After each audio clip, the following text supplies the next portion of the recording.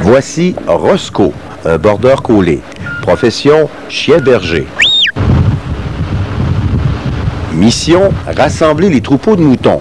Méthode de travail, courir en encerclant les brebis égarées, ramener à l'ordre aux besoins les plus récalcitrantes et même compter les moutons, sans s'endormir.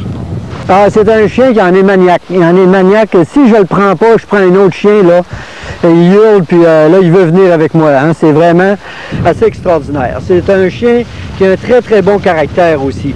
Parce que tu peux lui donner un ordre, tu vas lui dire, tu vas le réprimander assez sévèrement, puis il va revenir, il vient te lucher d'en face. Lui, il n'y a pas de rancune, tu sais.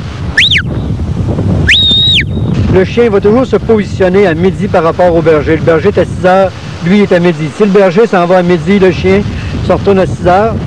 Puis il fait toujours un arc de cercle de 180 degrés. Il se promène entre 3 heures et 9 heures, si tu veux, pour toujours couvrir 3 côtés et ramener ça au berger. Depuis 15 ans, Paul Lagacé a livré une centaine de chiens à des producteurs de partout à travers le Québec.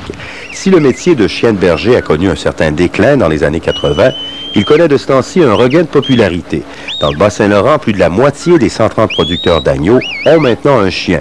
Et on l'utilise même pour garder les vaches laitières et les peu de boucherie. Je pense que les gens sont aperçus qu'un 4 roues, c'est stressant un peu pour les animaux.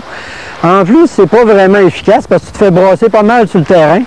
Puis un chien comme ça, avec un sifflet, là, tu peux aller diriger une distance d'1 mille. Un travailleur, là, que ça paye, c'est travailler, c'est assez rare aujourd'hui. À chacun son métier, les moutons seront bien gardés. Daniel Tremblay, TVA, Saint-Ulrich.